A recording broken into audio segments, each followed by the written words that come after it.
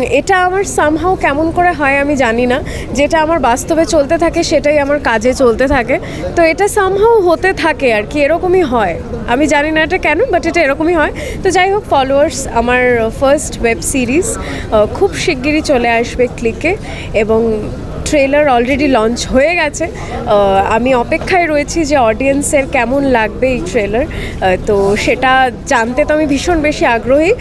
তো জানতে পারবো, আশা করি ভালো লাগবে, আশা করি সবার, কারণ এই টপিকটা ভীষণ একদম একটা ক্রুশিয়াল টপিক, ভীষণ একটা প্রাসঙ্গিক ব্যাপার এখনের আমাদের সোশ্যাল মিডিয়া নিয়ে, ফলোয়ার্স নিয়ে, এই ছবি, রিলস, এই সব কিছু নিয়ে। তো আশা করি আমাদের অডিয়েন্সে ভীষণ ভালো লাগবে। ফলোয়ার্স তোমার কাছে কতটা ইম্পর্টেন্ট?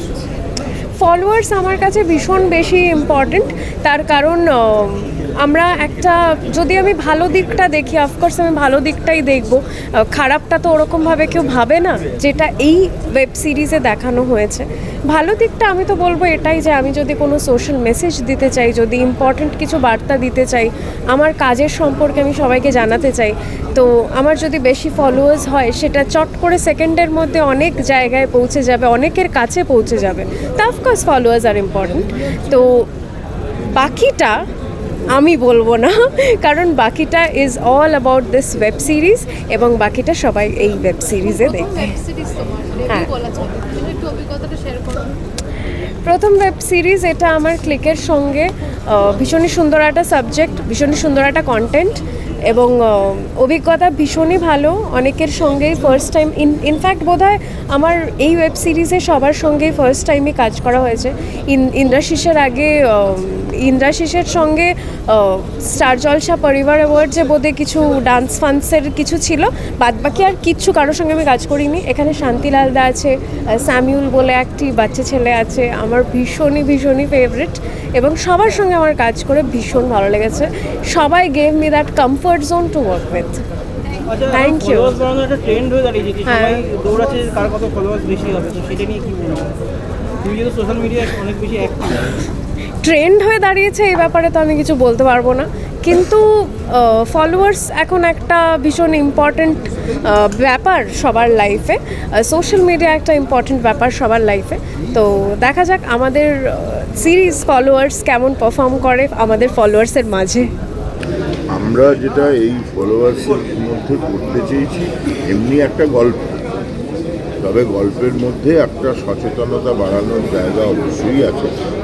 শুধু সচেতনতা বাড়ানোর জন্য সিরিজটা করা হয়নি, একটা ঘটনা তুলে ধরা হয়েছে, সেই ঘটনার ফলাফল, মানে এই ধরনের কাজ করলে কী জায়গায় যেতে পারে, সেটা একটা ঘটনা তুলে ধরা হয়েছে। এবার এটার থেকে দেখে আশা করি মানুষ সচেতন হবেন, তবে সবাই যে সচেতন হবেন এটা এক্সপেক্ট করা যায় না।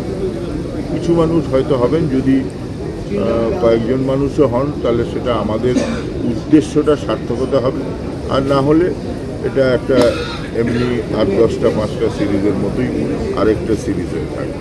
এখানে তোমাকে কীরকম চরিত্রে দেখা যেতে পারে? আমাকে একটা পুলিশ অফিসারের চরিত্রে দেখা গেছে। এই ফলোয়ার্স বাড়ানোর চক্করে গিয়ে একটা দুর্ঘটনা ঘটে, একটা মৃত্যু হয়।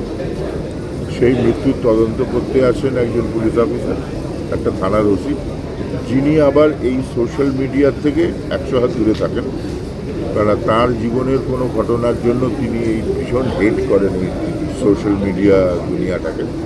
তিনি যার জন্য কিপ্যাড ফোন ব্যবহার করেন, এবং তার জন্য অফিসে ওনার তিরস্কৃত হন যে মডার্ন হন, তা নাহলে কাজ করবেন কী করে, এরকম একটা পুলিশ অফিসার।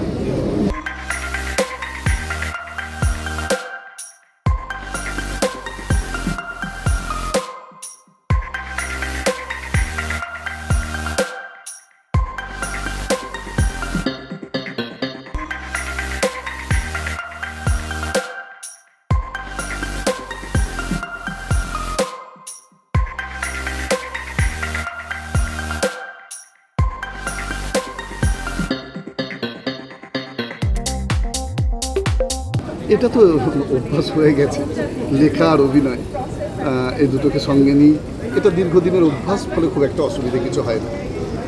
আর ফলোয়ার্সের ক্ষেত্রে বলবো যে একটা নিউজ আমাকে খুব গভীরভাবে ভাবিয়েছিল। তখনই আমার মনে হয়েছিল যে আমরা একটা ভয়ঙ্কর দিকে এগিয়ে যাচ্ছি, যে ফলোয়ার্স বাড়ানোটা অন্যায় নয়। প্রত্যেক মানুষ চায় তার ফলোয়ার্স বাড়ুক, অর্থাৎ আরও মানুষ জানুক। সে বিগত দিনেও ছিল, আজকেও আছে। তখন হয়তো আমাদের হাতে মোবাইলটি ছিল না, এখন হয়তো মোবাইলটি আছে। কিন্তু আমার যে জায়গাটায় আমার মূল বক্তব্য, যে ফলোয়ার্স বাড়াতে গিয়ে আমরা এমন কিছু করে ফেলছি যেটা সমাজের ক্ষেত্রে, নিজের ক্ষেত্রে একটা ভয়ঙ্কর পরিণতি ডেকে আনছে। তাই আমাদের হাতে মোবাইল থাকুক, কিন্তু কোথায় অন করব, কোথায় অফ করব, সেই বোধটাও সঙ্গে থাকে। হিয়া বলে একটি চরিত্র, যে বাংলা সিরিয়ালের লক্ষ্মী বলে একটি সিরিয়ালের লক্ষ্মীর চরিত্রে অভিনয় করত, গল্পে যেটা আছে, এবং সে খুব হিট নায়িকা ছিল, সিরিয়ালের নায়িকা। কিন্তু ফলোয়ার্সে সে আজকে পিছিয়ে গেছে, ফলে স্বাভাবিকভাবে তাকে আর সিরিয়াল থেকে ডাকছে না। ফলে সে স্বাভাবিক প্রবণতাই যেটা হচ্ছে, যে মার্কেটিং ম্যানেজার রেখে অর্গানিক হোক ইনঅর্গানিক হোক আমার ফলোয়ার্স চাই, ফলোয়ার্স হলেই বোধহয় চ্যানেল ডেকে নেবে ইত্যাদি। এবং এই ফলোয়ার্স বাড়ানোর জন্য তারা একটা গেম প্ল্যান করে, এবং সেই গেম প্ল্যান করতে গিয়ে কি ভয়ঙ্কর ঘটনা ঘটে, সেটাই আমার সাবজেক্ট। আমি যে ওয়েব সিরিজে অভিনয় করেছি সেটার নাম হ্যাটেড ফলোয়ার। তো যাই হোক, আমি ফলোয়ার্স নিয়ে অত সত্যি বলতে ভাবি না।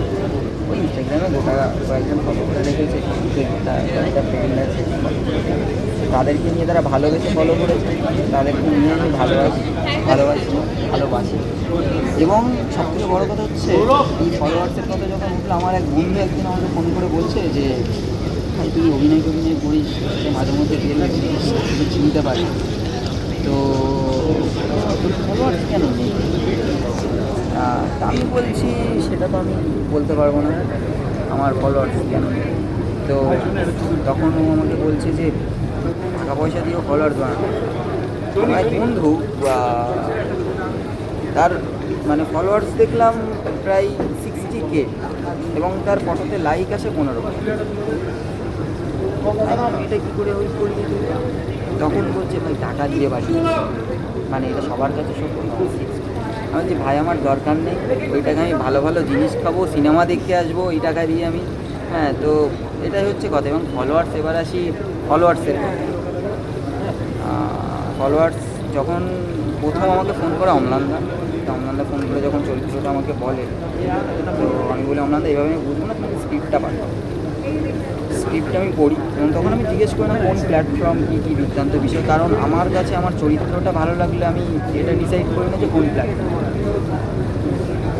তো আমি চরিত্রটা পড়ি এবং আমার খুব ভালো লাগে, এবং গল্পটা এমনভাবে সাজানো আমার খুব ভালো লাগে। অন্যদিকে বলে আমি কাজটা করবো, আমি তখন জিজ্ঞেস করি যে এটা কোন প্ল্যাটফর্মে রিলিজ। তো তখন বলছে যে এটা ক্লিকে ইয়ে যাবে। তো তখন আমি এটাও ভাবলাম যে ক্লিকের সাথে এর আগে আমার কোনো কাজ নেই, তো ক্লিকের সাথে এটা আমার প্রথম কাজ। এবং রাজদীপ দা, ডিরেক্টর রাজদীপ দার সাথেও প্রথম কাজ, শান্তিলাল স্যারের সাথেও প্রথম কাজ। খুব খুব খুব ভালো লেগেছে, অনেক কিছু শিখতে পেরেছি। এবং আমাকে ফোন করে বলা হলো একদিন, কালকে ফোন করে বলা যে আমাদের ট্রেলারটা একটু পাঠাবে, আমি কাউকে পাঠাবো। বলছে না রে, ট্রেলারটা তো এখন আসেনি। বলছি আচ্ছা। এবার তারপর আজকে একটু ডাবিং ছিল, ডাবিং করে অনন্দার সাথে কথা বলছি। অনন্দা ট্রেলার নেই, তাহলে আমরা ডাকলে কেন?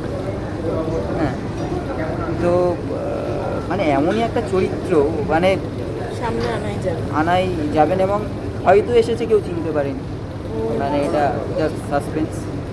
তো এটাই বলবো যে ফলোয়ার্স দেখো, খুব খুব খুব ভালো লাগবে, কিছু না থেকে অনেক কিছু করে দেবো। এন্টারটেনমেন্ট সম্পর্কিত সমস্ত আপডেট পেতে চোখ রাখুন 71/1 MBর ফেসবুক, ইনস্টাগ্রাম এবং ইউটিউবে। এছাড়াও বিনোদনের সব রকমের খবর পড়তে চোখ রাখুন আমাদের ওয়েবসাইট 71/1MB.com-এ।